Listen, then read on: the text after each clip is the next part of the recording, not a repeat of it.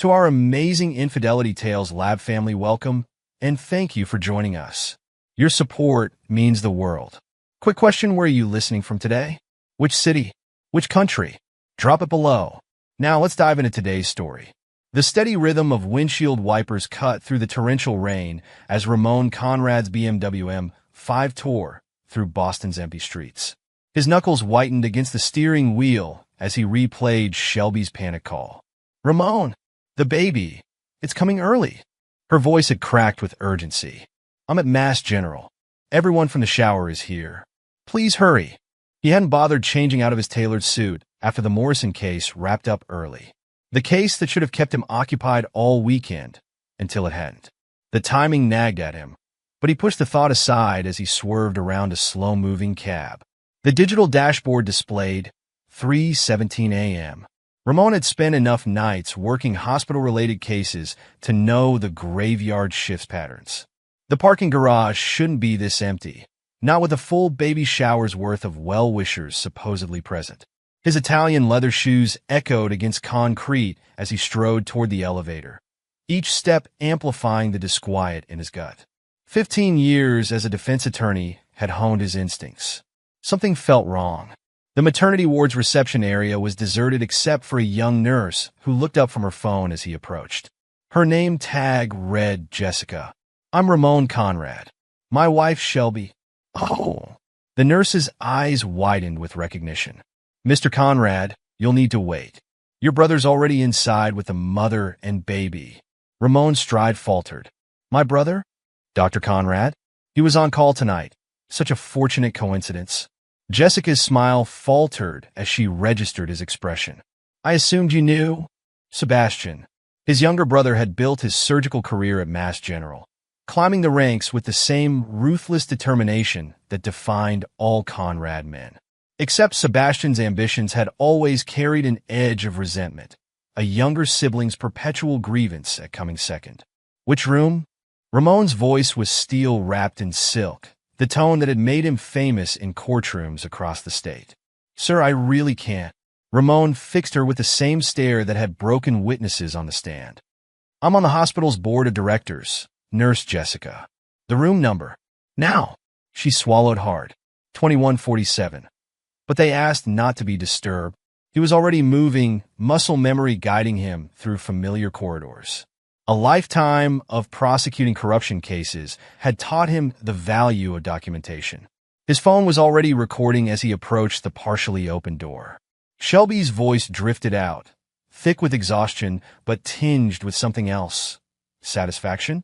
"We'll tell him about his real dad when he goes to college," she was saying.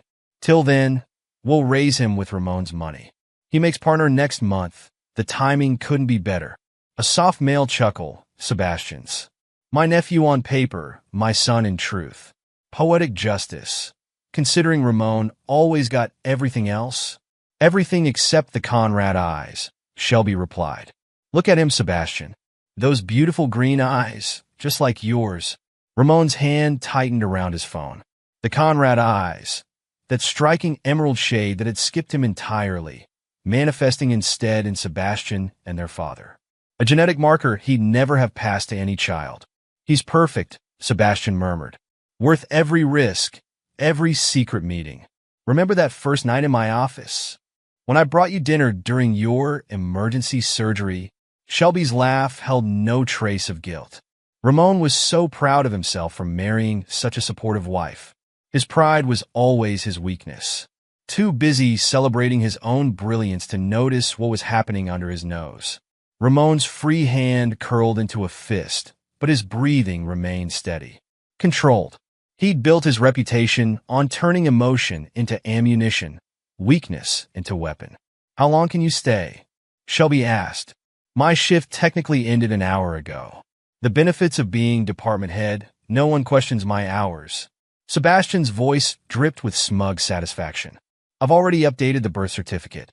Just need Ramon's signature once he finally shows up. He'll sign without reading it," Shelby said confidently. "He trusts me to handle all the paperwork. Always has." The great Ramon Conrad, outsmarted by his trophy wife and little brother. Sebastian's voice hardened. "All those years of him looking down on me, treating me like his shadow. Now my son will inherit his fortune. The voices continued, but Ramon had heard enough. His phone kept recording as he withdrew silently, mind already cataloging leverage points and pressure tactics. In the corridor, a young resident glanced at him curiously. Dr. Luis, Ramon nodded, recognizing one of Sebastian's subordinates. Busy night? Quieter than usual?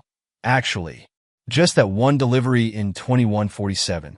The resident paused, though it was strange. Oh, Dr. Conrad insisted on handling it personally, even though Dr. Chun was the attending on call. Said something about it being a VIP patient. Luis shrugged. Above my pay grade, I guess. Ramon's smile didn't reach his eyes. Indeed. Tell me, Dr. Luis, how long have you been hoping to transfer to Mass General's cardiac unit? The resident blinked at the apparent non sequitur. Since residency started, but the waiting list? Send me your CV tomorrow. The board's always interested in sharp young doctors who understand the importance of proper documentation. Understanding dawned in Luis's eyes. He nodded slowly. I keep very detailed records, Mr. Conrad, including any unusual changes to standard protocols or attending assignments. Excellent. Have those records ready as well? Ramon pulled out a business card. My direct line. And doctor? This conversation never happened. The drive home was a blur of rain and strategic calculation. Ramon's mind raced through options, categorizing and dismissing possibilities with surgical precision. The recording felt heavy in his pocket, a nuclear option, but not his only weapon. In his home office, Ramon accessed his private server. Years of high-profile cases had taught him the value of comprehensive surveillance. Every email, every text message Shelby had sent through accounts he paid for, all backed up automatically. He considered it insurance against corporate espionage. How fitting that it would prove useful in a more personal betrayal. Dawn was breaking as Ramon finally allowed himself to feel the full weight of the night's revelations. But where another man might have drowned in grief or rage, he felt only a cold, clarifying purpose. They played their game, believing him a fool. Now they would learn why Boston's criminal elite feared the name Conrad. His phone buzzed. Shelby. Where are you? Her voice was perfectly concerned. We've been so worried. The baby came so fast. Traffic, Ramon replied smoothly. Terrible accident on the expressway. But I'm on my way now, darling. After all, his voice hardened imperceptibly. I wouldn't want to miss this for the world. He ended the call and turned back to his computer. On the screen, hundreds of archived messages between Shelby and Sebastian revealed years of calculated deception. Each one a bullet in the gun he was methodically loading. They thought they'd orchestrated the perfect betrayal. They were about to discover just how wrong they were. The first rays of sunrise painted his office in shades of blood red as Ramon Conrad began to plan his counterstrike.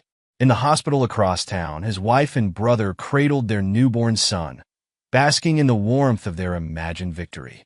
They had no idea that the real game was just beginning. Let them savor their moment of triumph. Soon enough, they would learn the true meaning of poetic justice.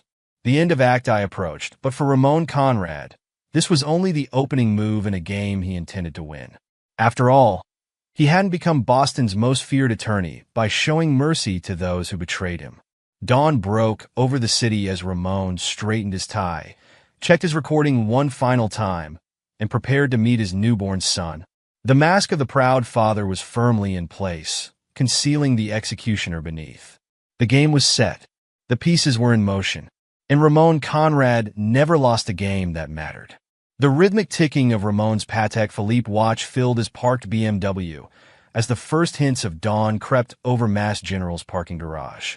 His hand still gripped the phone, containing the recording that had shattered his world mere hours ago. But unlike the device's cold metal, his mind burned white-hot with calculated fury. My nephew on paper, my son in truth. Sebastian's smug voice echoed in the recording as Ramon played it back one final time. Each word crystallized into a weapon in his arsenal. He began crafting a message to Dr. Chun, the attending physician who should have handled Shelby's delivery. The same doctor who had mysteriously been replaced by Sebastian. Dr. Chun, concerning tonight's irregularities in the maternity ward rotation.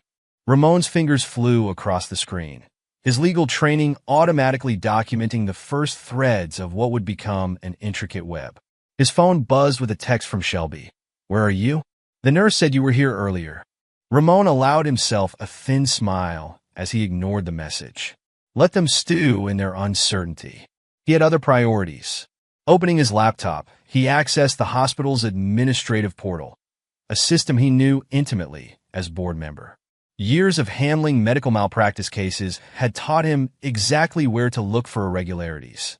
The search results painted a damning picture. Sebastian's badge had accessed his office hundreds of times during off hours over the past year. Each entry logged, time-stamped, and conveniently matching nights when Shelby had brought him dinner during emergencies. Getting sloppy, little brother, Ramon muttered, downloading the security logs. So confident in your secret that you forgot about the digital trail. His next stop was the hospital's security footage archive. One call to the head of security, citing a potential liability issue, granted him immediate access. "Mr. Conrad? It's unusual to access archives this early," the security chief mentioned. "Just being thorough, Jim. You know how these insurance companies are about documentation?" Ramon's voice carried just the right mix of authority and casual familiarity. Especially with high-risk deliveries, the footage revealed more than he'd hoped. Countless snippets of Shelby entering Sebastian's office late at night, staying for hours. Their careful exits minutes apart, thinking they were clever. The supposedly coincidental meetings in the hospital CAF. But it was the baby shower footage that truly ignited Ramon's rage. He watched as Shelby and Sebastian orchestrated the fake emergency that had conveniently rescheduled the event to coincide with his case's early settlement. Code blue and maternity. Sebastian's voice rang clear in the footage, sending the shower guests into panic. Hours of security footage showed not a single actual emergency that night. Ramon's phone buzzed again. Another text from Shelby. "Honey, please come meet your son. He has the most beautiful green eyes." The mention of eyes triggered another memory. Ramon pulled up the hospital's electronic health records, focusing on Shelby's prenatal forms. There it was, her signature on insurance documents listing him as the father, dated months after she knew the truth. Insurance fraud, Ramon noted, forwarding copies to his secure server. Amateur move, darling. His next call was to the hospital's compliance office. "This is Ramon Conrad. I need all visitor logs and after-hours access records for Dr. Sebastian Conrad's office, dating back 18 months. Yes, it's urgent. Board matter." The compliance officer's voice turned serious. "Sir, there are irregularities in those logs. Dr. Conrad hasn't been following visitor documentation protocols. Document everything," Ramon instructed. "Every violation, every missed log, every unauthorized access. I want a full report by noon." Next came the financial angle. Ramon logged into their joint accounts he'd structured carefully when they married, his prosecutor's instincts never fully dormant. Shelby's spending history told its own story. Regular charges at high-end restaurants near the hospital, always on nights she was supposedly bringing Sebastian dinner. Hotel charges disguised as medical conferences. Every transaction a new brushstroke in the portrait of betrayal. But Ramon's masterstroke came when he accessed their cloud storage, the backup system he'd insisted on for family security. Every text, every email, every photo Shelby had sent through accounts he paid for, automatically archived. The messages between her and Sebastian spanned years. He doesn't suspect a thing. Too busy chasing partner to notice. Shelby, 6 months ago. Once he makes partner, we'll have everything we need. His money, his reputation, and our son, Sebastian, 3 months ago. The green eyes sealed it. No way to explain those away. Shelby, last week. Ramon downloaded everything, methodically organizing evidence into categories. Professional misconduct, insurance fraud, misuse of hospital resources. Each category a loaded gun aimed at their carefully constructed future. A new email caught his attention, the compliance officer's preliminary report. Sebastian had violated visitor documentation policies over 300 times in the past year alone. Each violation carried potential sanctions. Ramon's phone buzzed yet again. This time, a message from his brother. "Where are you?" Shelby's worried. "Don't you want to meet your son?" The raw audacity fueled Ramon's next moves. He began drafting emails to key hospital board members, attaching selected security footage. Another set of emails went to the medical board, documenting Sebastian's pattern of protocol violations. But he wasn't done. Ramon accessed Shelby's law firm's internal portal, access she'd granted him months ago to help with her career. Within minutes, he documented every instance where she'd used firm resources during her hospital visits, every billable hour misreported to cover her absences. The sun had fully risen when Ramon finally allowed himself a moment of reflection. In his inbox, dozens of responses from board members and hospital administrators were already accumulating, each one expressing shock, requesting meetings, demanding explanations. He opened a new text to Shelby. "Traffic finally clearing. On my way to meet our son. Let them savor their imagined victory a little longer." By the time he walked into that hospital room, their world would already be crumbling. His phone rang. The medical board's chief administrator. "Mr. Conrad, we've received some disturbing documentation regarding Dr. Sebastian Conrad." "I'm glad you called," Ramon replied smoothly. "I've been compiling evidence of systematic misconduct. Would you like to meet?" The administrator's tone turned grave. "Immediately, if possible. These allegations, the unauthorized access alone. I'll have my office send everything we have, including the delivery room recording from last night." A sharp intake of breath. "Recording?" "Yes." Ramon's voice carried just a hint of steel. "My brother and his patient were quite candid about their relationship and their plans." The call ended with promises of emergency board meetings and immediate action. Ramon made one final stop before heading back to the hospital, his bank. "I need to freeze all joint accounts," he informed the manager. "And I'm exercising power of attorney over my wife's separate accounts." Suspected fraud. The manager, who had handled Ramon's accounts for years, didn't hesitate. "Of course, Mr. Conrad. Will you need documentation for legal proceedings?" "Everything. And contact the insurance company. They'll be interested in some fraudulent claims." Back in his car, Ramon reviewed his morning's work. The hospital board was in chaos. The medical board was launching an investigation. Sebastian's career was hanging by a thread, and Shelby's carefully constructed financial safety net was evaporating. His phone chimed with an alert. The first hospital-wide emails about Sebastian's investigation were going out. Right on schedule. Another text from Shelby. "Ramon, please hurry. Sebastian had to leave for another surgery. I don't want to be alone." He allowed himself a cold smile as he started the car. Alone. She had no idea how alone she was about to be. The hospital loomed ahead as Ramon drove back, his expression carved from marble. In his wake, digital warheads were detonating across servers and inboxes throughout Boston's medical community. By the time he walked into that delivery room, the mighty Dr. Sebastian Conrad would be facing suspension. Shelby's law firm would be questioning her integrity, and their carefully planned future would be disintegrating in real time. They thought they had orchestrated the perfect betrayal. Instead, they had merely handed Ramon all the ammunition he needed for their destruction. The game was ending, but not the way they had planned. Not by a long shot. The second act drew to a close as Ramon Conrad parked his car, straightened his tie, and prepared to enter the hospital one final time. Not as the deceived husband, but as the architect of their downfall. They wanted his money and his name. They were about to learn the true cost of both. Ramon's footsteps echoed through the maternity ward corridor, each step measured and deliberate. The morning shift had started, nurses and doctors hustling past him with sideways glances.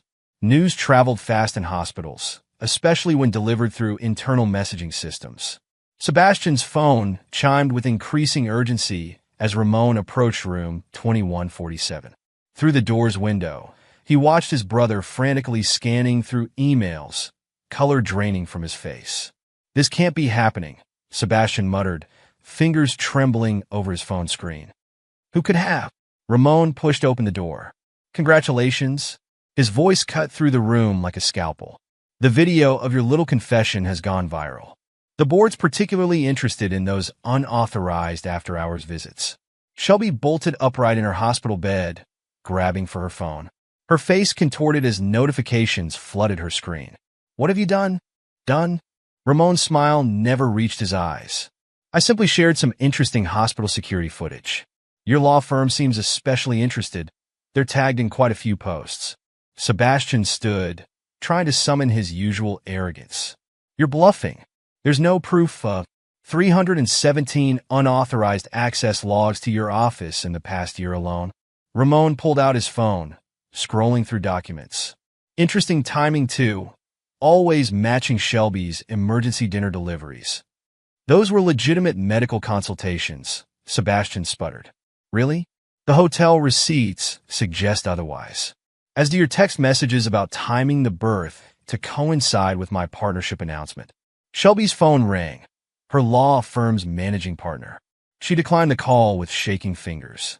"Ramon, we can explain." "Explain the insurance fraud?" He turned his phone screen toward her.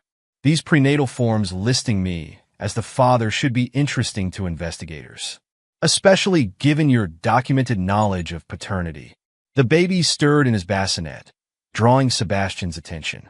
Ramon noted how his brother instinctively moved toward his son, another piece of evidence for the medical board.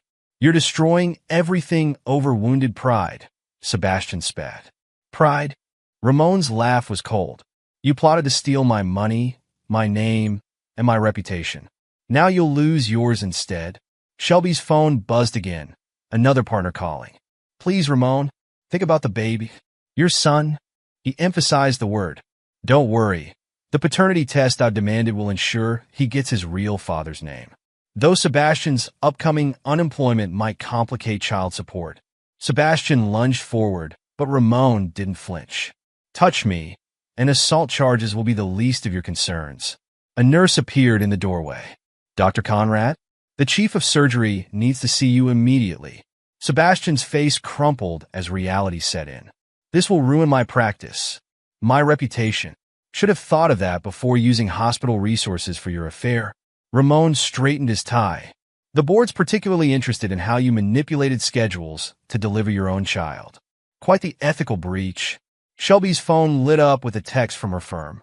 "Emergency meeting 9 a.m. Attendance mandatory. You'll never work in Boston again," she hissed. "Actually, I made partner this morning." Ramon's smile was razor-sharp.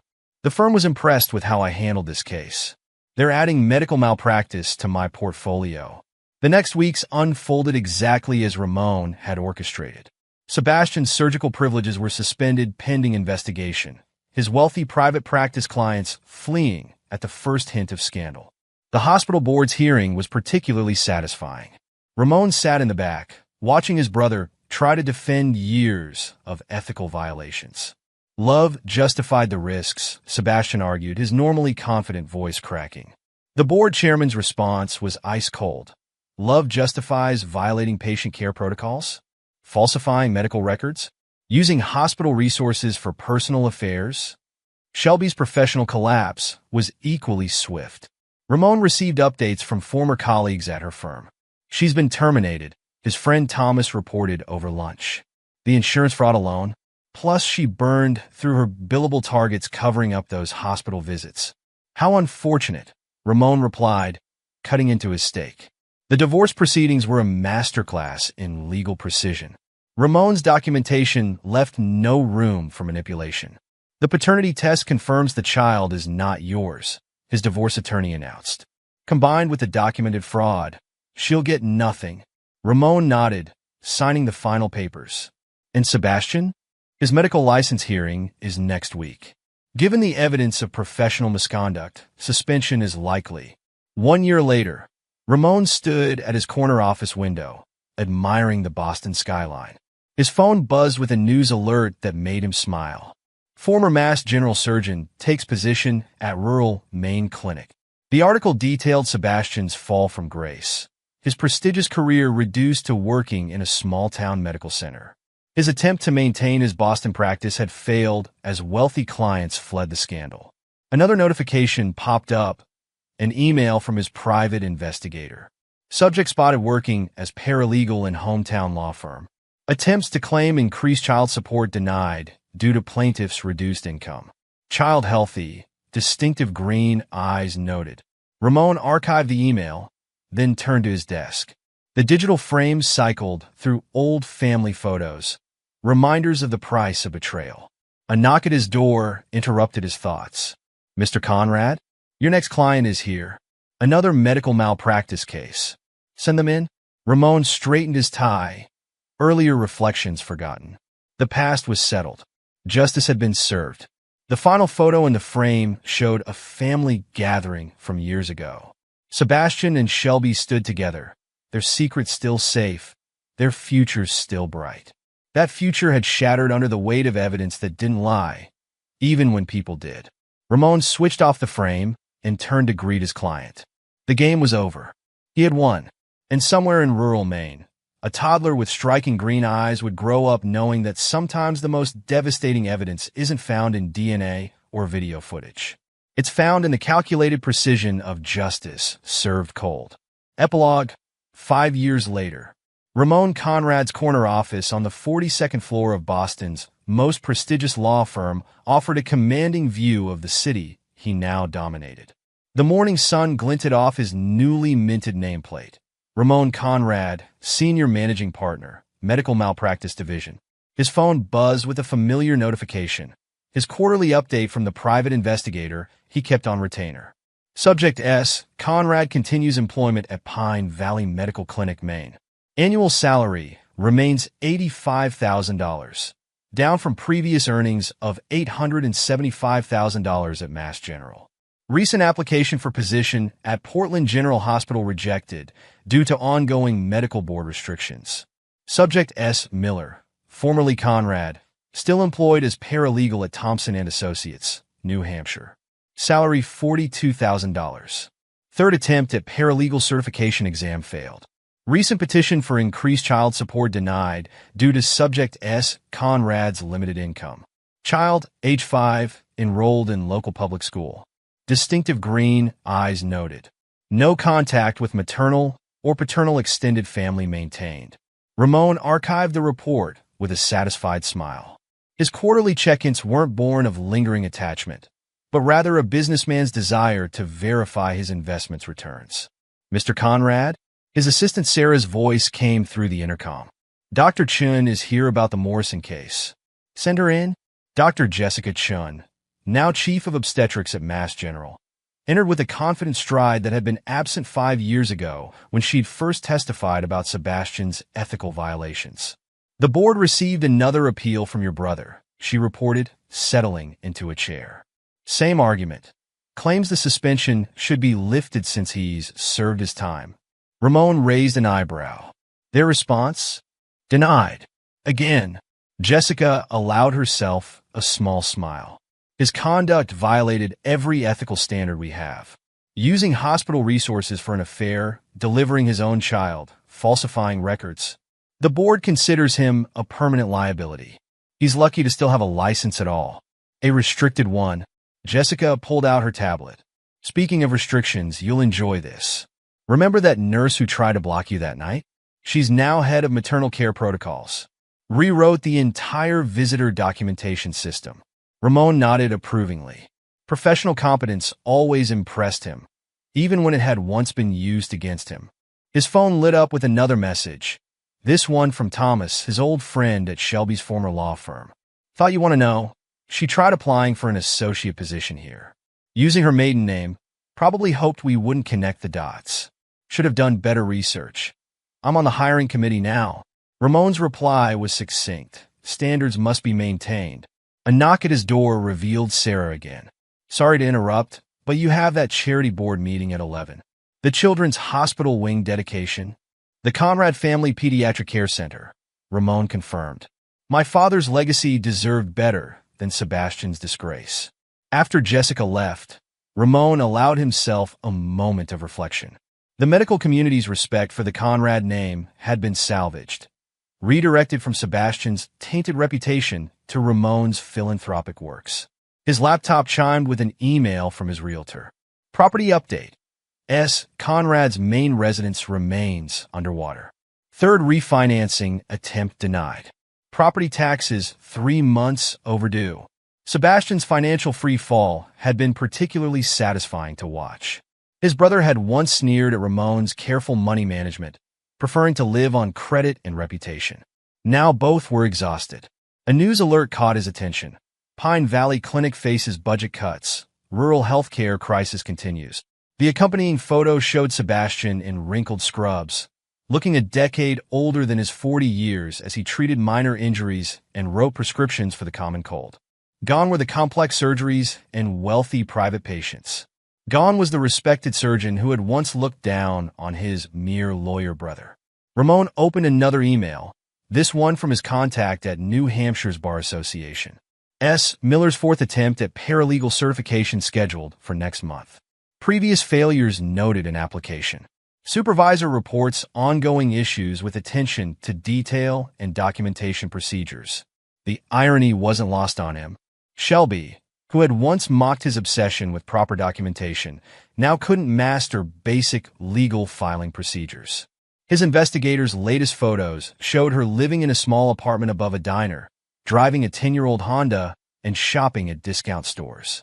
The designer wardrobe and luxury lifestyle she'd planned to maintain with Ramon's money were distant memories. Mr. Conrad? Sarah's voice again. Your ex-sister-in-law is on line 2. Says it's about the family trust. Ramon's mother had revised the Conrad family trust 2 years ago, removing Sebastian and his child from the inheritance line. Shelby's periodic attempts to challenge this had become almost entertaining. Take a message. He turned back to his window view, remembering another detail from the investigator's report. Their son, now in kindergarten, was struggling with questions about his family. Sebastian's monthly visits were brief and strained, his father's fallen status a constant reminder of choices made. Shelby's attempts to maintain appearances fooled no one in their small town where everyone knew their story. The boy's green eyes, once weaponized as proof of paternity, now served as a constant reminder of their betrayal. The Conrad family trait that had skipped Ramon had become a mark of shame rather than pride. Ramon's desk phone lit up his father's number. The hospital board meeting went well, the elder Conrad reported without preamble. They've officially renamed the surgical wing. Your brother's name has been removed from all historical records. He made his choice, Ramon replied. Yes. A pause. Your mother saw him at the grocery store when she visited her sister in Maine. Says he looked diminished. Choices have consequences. Indeed. Another pause. The boy? Your mother worries. The trust will provide for his education, Ramon conceded. Anonymously, through the family foundation. But he'll never carry the Conrad name. His father's approval came through clearly. The family legacy would remain untainted. A calendar alert reminded Ramon of his lunch appointment, another merger discussion with a prominent medical malpractice firm. His reputation for handling sensitive cases had skyrocketed after his own divorce proceedings demonstrated his skill at combining legal expertise with devastating precision. Sarah appeared one final time. Your brother left a voicemail. Says it's about your mother's birthday next month. Delete it. Ramon turned back to his view of Boston's medical district, where Mass General's towers rose against the sky. And send in the merger paperwork. 5 years had transformed the players in ways none had expected. Ramon's calculated revenge had elevated him professionally while ensuring his betrayers faced daily reminders of their choices. Sebastian, once the golden child of Boston medicine, now treated sniffles and sprained ankles in rural Maine. His grand plans for inheriting the Conrad legacy laid as bare as his empty bank accounts. Shelby, who had plotted to live in luxury on Ramon's money, struggled to maintain basic certification in a profession she'd once condescended to. Her social media accounts, once full of charity galas and luxury vacations, now showed grocery store sales and discount furniture. Their son, meant to be their triumph, instead served as a daily reminder of consequences. His green eyes, rather than proving their victory, marked him as the product of betrayal, destined to grow up in the shadow of his parents' disgrace. Ramon's phone buzzed one final time. Another update from Maine. Subject S. Conrad observed leaving hospital after shift. Overheard telling colleague. I had it all. The Conrad name, the perfect career, the perfect life. One mistake. But it hadn't been one mistake. It had been years of calculated deception, arrogance, and underestimation. They had thought Ramon a fool to be exploited. Instead, he had become the architect of their downfall. The morning sun caught Ramon's reflection in his office window. Successful, respected, and unbowed. Below, Boston's medical community hummed with activity, its prominent players all aware of his influence. The Conrad name remained powerful, but now it was mentioned with respect tinged with fear rather than mere admiration. Evidence didn't lie, but people did, and some lies carried consequences that lasted a lifetime. Ramon turned back to his desk, the past filed away as neatly as the quarterly reports documenting his victory. He had cases to win, empires to build, and a legacy to maintain. After all, justice served cold was still justice, and the Conrad name would be remembered for delivering it. And there you have it. Another story comes to an end. What did you think? I'd love to hear your thoughts in the comments below. If you enjoy this story, consider joining our community by subscribing. It means the world to us. For more stories like this one, check out the recommended videos on screen, and I'll see you there.